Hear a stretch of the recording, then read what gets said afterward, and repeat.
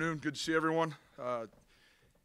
Always nice to make the trip over to the shack when you get a win. So it was a good game.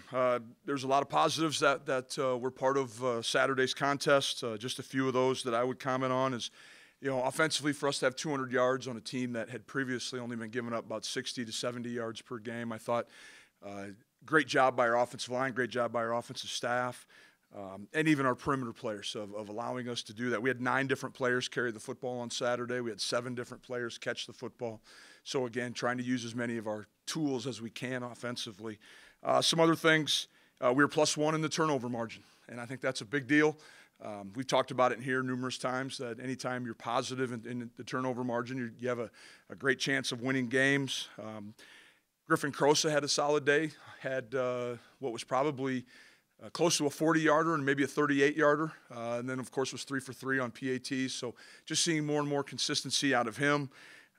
3 of 10 defensively, holding our opponents on third down. Again, I think that probably is a direct reflection of time of possession then. 35 minutes time of possession for the Bison. And, typically when we can have the ball that long, we generally tend to play very well. And so was excited. Like I said, a lot of positives, a lot of areas that we can continue to grow. And that's what's always exciting with this group. We got a good group of kids to work with. They're excited. Another trip on the road, heading out to Indianapolis on Friday, then we'll drive into Terre Haute on Saturday.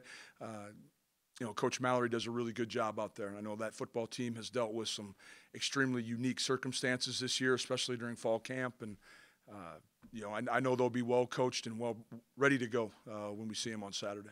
I'll open it up for questions. As we talked about a little bit here before, a long opening stretch of the season before a bye week. Kind of how have you seen the guys handle this long opening stretch of the year? I haven't really seen any difference right now. I think part of it is because we just don't talk about it.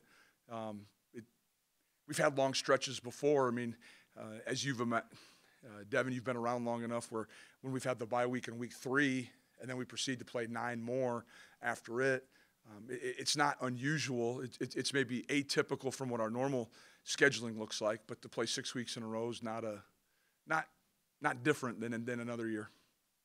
Where these guys are at right now, we've talked before about, getting to where they're going to be as a team. How do you feel about where they're at developmentally wise? I still think we're getting better. I think there was definite improvement from the previous week to this week, and I anticipate we'll continue to see some improvement as we move forward.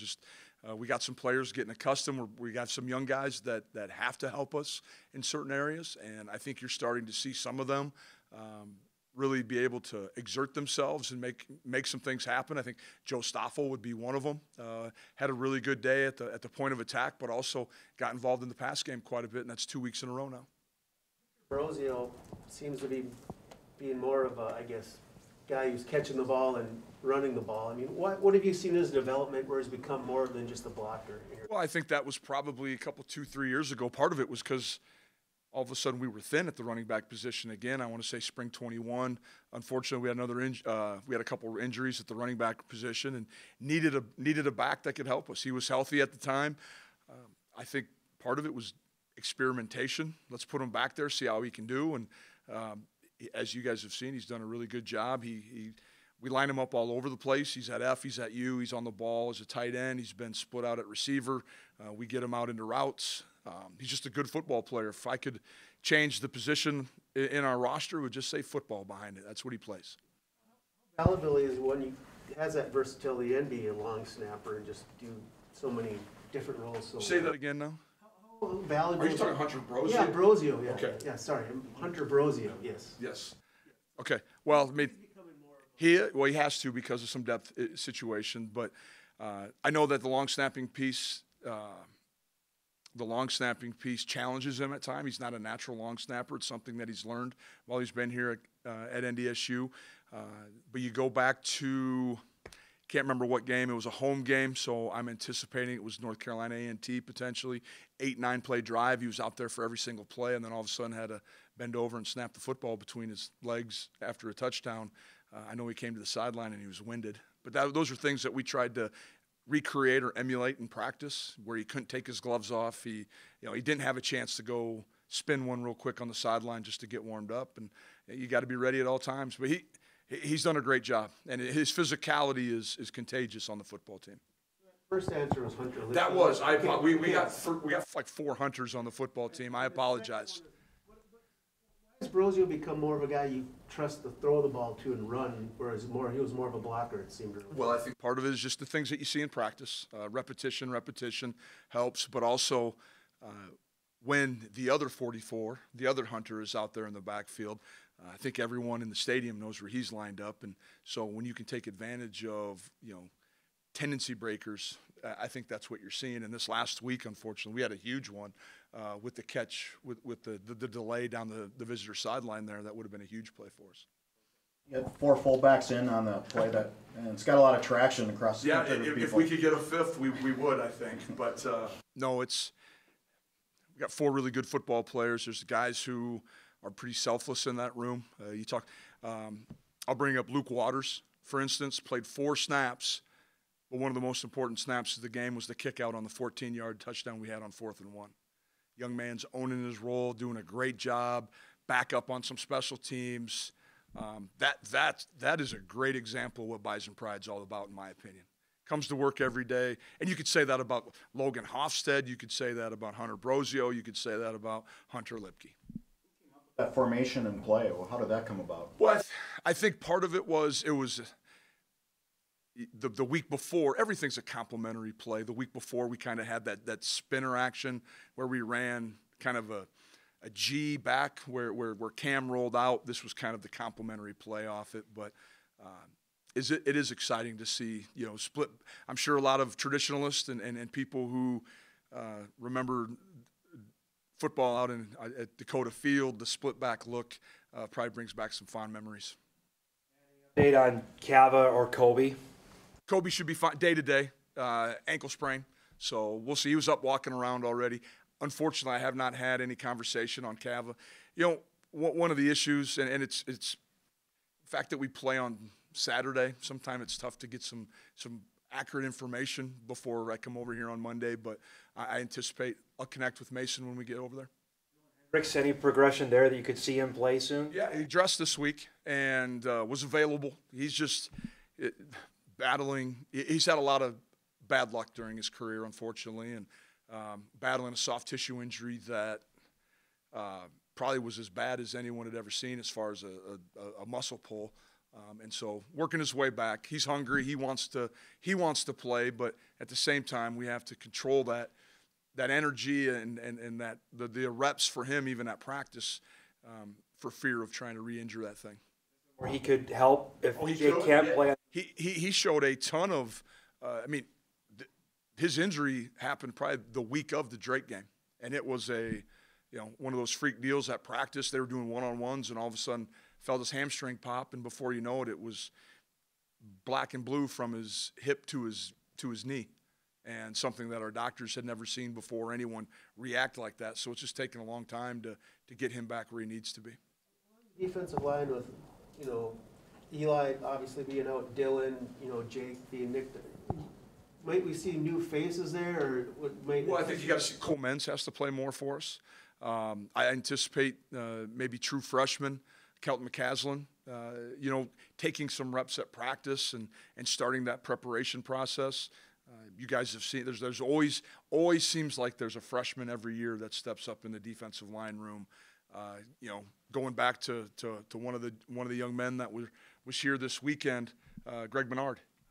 Was here at the game this weekend, and we all remember back in 2014, we had an injury. Mike Hardy had an injury against Iowa State, and all of a sudden this freshman from Lakeville North nobody knew about had to end up playing a bunch. So Coach Gazer's, unfortunately, I hate to say it, we've been in that situation before. It's not one you ever want to be in. It makes you sick to see guys get hurt, especially when they put as much time and effort into it. But next man up mentality has to come through. You've seen from Indiana State, their schedule, they've played some doozy. Obviously, they had Montana out there. What have you seen from them so far? They have. They played a really good Purdue team. They played an excellent Montana team, and Coach Houck does an outstanding job there. You can tell that they're well coached. They got some really good football players. Quarterback-wise right now, this last game, they kind of had a little bit of They were shuffling some guys in and out, but Gavin Screws, transfer from Colorado State, does a nice job. I think both backs are good. They have two offensive linemen that were preseason all-league. Yeah, they do a lot of motioning, and so we're going to have to really be on our game defensively with great eye discipline, and then defensively a little more. 4 down. Last year they kind of operated out of an odd front. This year more 4 down. They're going to rotate the coverage down to the weak side, but they will heat you up with some pressure too, and so it'll be a good contest. Anytime you have to go on the road in the league, you're going to get a great game. Seen from Oscar Benson, obviously been splitting time with Julian, but what have you liked, a younger player playing outside linebacker? What have you liked, or what have you seen from him?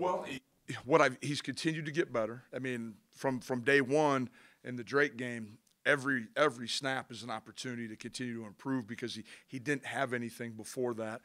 I think Oscar would be the first one, if he was sitting right here to my left, he'd be the first one to say that it's a lot different on game day than it is in practice. Practice emulates games, but you don't practice at game speed all the time. The game's faster. The opponents are faster. The reactive time is less, and so he knows he needs to continue to just get more of those reps, just like a quarterback would seeing pictures of defense. Defensive guys need to see more and more reps offensively all the time. It's been 5 years since you guys have played at Indiana State. What do you remember about the atmosphere out there, and what are you anticipating this Saturday?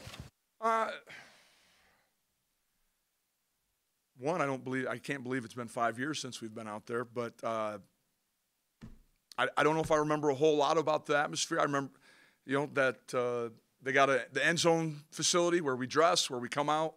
I know the stands are on one side. I anticipate there'll be a decent crowd this weekend.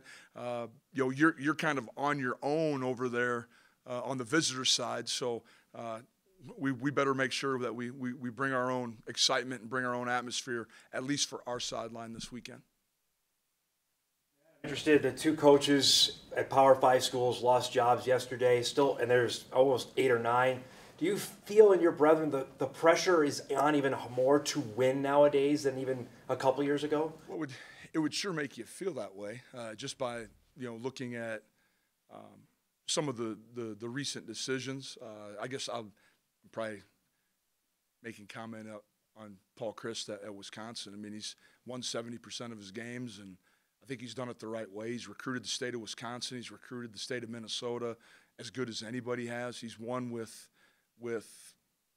probably a very similar recipe as NDSU has. They've gone out, hit their remote areas, and you can go back. I mean, that was running back U for a long time while he was there as an assistant coach, as the head coach, and so I don't know if it's because of the change in finances at that level. When all of a sudden now, they're talking about, each Big Ten school getting, $100 million a year for TV revenue. Do all of a sudden people have extra money to make drastic changes like that? Day being bumped up have anything to do with that? Well, I'm sure there's always, it's Jeff. It's funny you asked me that because you hear people say, well, we're getting a head start on finding somebody new. And it's, that's your cup half full, I guess. And if your cup is half empty, you're like, maybe you're just a half season too late. You should have made the decision earlier. And so I don't know. I anticipate the December date has a little bit to do with it. Trying to change the environment, the daily environment of those schools, get a couple wins so you can have maybe a little bit of excitement going into recruiting and hang on to a few of the local kids. But again, I've never been in that situation, and hopefully I'm never in that situation. It is unique. It's unfortunate. Those are people's families, and there's a lot of people connected to the head coach when they do let someone go. You mentioned tackling last week was a concern. I mean, just after seeing the game film of Youngstown State, tackling and even penalties, was it better? Was it worse? Was it kind of the same as it had been in previous games? I thought we improved tackling. Now, I say that, and so let's make sure that we understand when I say better doesn't mean good. It just was better. Okay, and so do I think there was something? I mean, the longest run of the day was a missed tackle on that third down where they caught us in a run play on 3rd and 12 or whatever, and he popped it for 44. So we had 2 guys at the point of attack and both knocked each other off. But overall, I think there was fewer missed tackles. I do think there's some areas that we can continue to work on. But I saw some of the things that we'd been stressing happening in game day. And so we're going to continue to stress those things and make it a priority for us. Where are you with your defense right now? You like the way you're playing? You don't like the way you're playing? Minus some of the fundamental things that we just talked about. I like where we're at. I think we've missed some plays. I think we've left some plays on the field. Great example. We're probably and we'll talk about it in meetings. I have a meeting with our guys in probably an hour. The 2 pick sixes that we dropped on Saturday. I mean, good players got to make plays. And I know nobody goes into a game ever intentionally trying to miss a play, but those were 2 sixth-year seniors that you wish you had those plays back. And there's some others, every game there's a play or 2. We need to get out of our own way. Maybe we're thinking about it too much, and I'll take some of the onus on that because that's my job to make sure our kids are playing clear and free every week.